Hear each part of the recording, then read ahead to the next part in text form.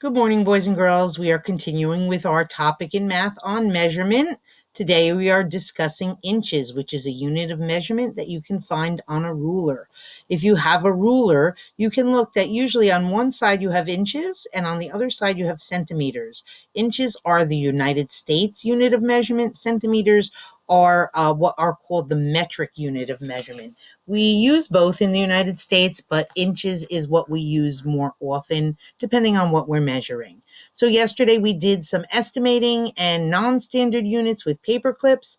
Today we're going to look at how we would use inches with a ruler. Okay, and let's look at our ruler here. This is showing what an inch is. That would be 2 inches, 3 inches.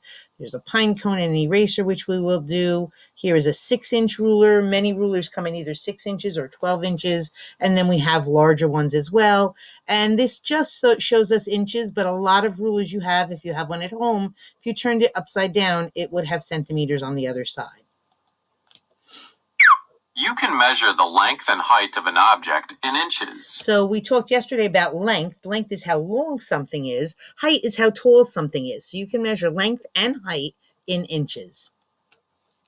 Start from the left side of the ruler. You will always start here, and not even at the very edge of the ruler, but right here where that very first line is, and that's where you'll line up whatever you're measuring.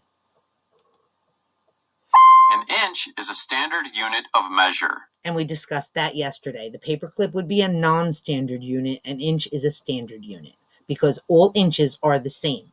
If it's 1 inch, it's 1 inch no matter how many rulers you use.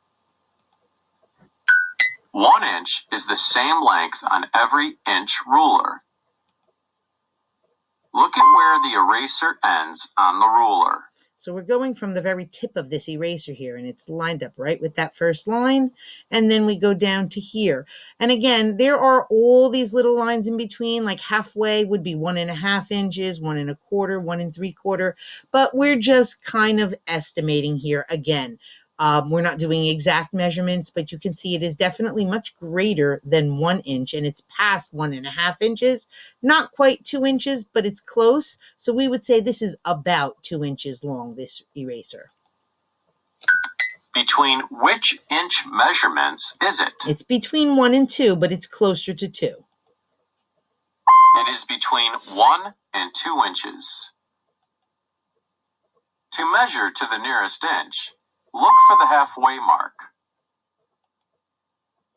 Is the eraser longer or shorter than the halfway mark? So we can see that it is longer than the halfway mark, which means we would go to the next higher number. If it was less than the halfway mark, we would say it's about 1 inch, even if it was a little longer than 1 inch. But because it is past the halfway mark, we will say it is about 2 inches.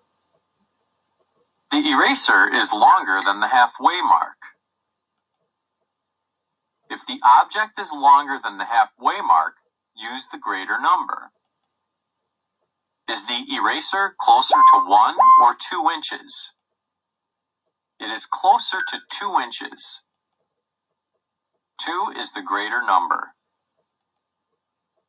The eraser is about 2 inches long.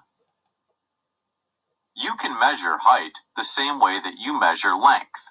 To measure the height of an object, turn the ruler and start from the bottom side of the ruler. Okay, so going up that way, that would be height. Length is this way, that would be height. Look at where the pine cone ends on the ruler. Okay, so we measure from this line here, and it goes just a little bit past 1, but it's not past the halfway mark. So we would say this pine cone is about 1 inch. Between which two measurements is it? It is between 1 and 2 inches. Is the pine cone longer or shorter than the halfway mark? The pine cone is shorter than the halfway mark. If the object is shorter than halfway, use the lesser number. And that would be 1 inch. To the nearest inch, about how long is the pine cone? It is about 1 inch long. 1 is the lesser number.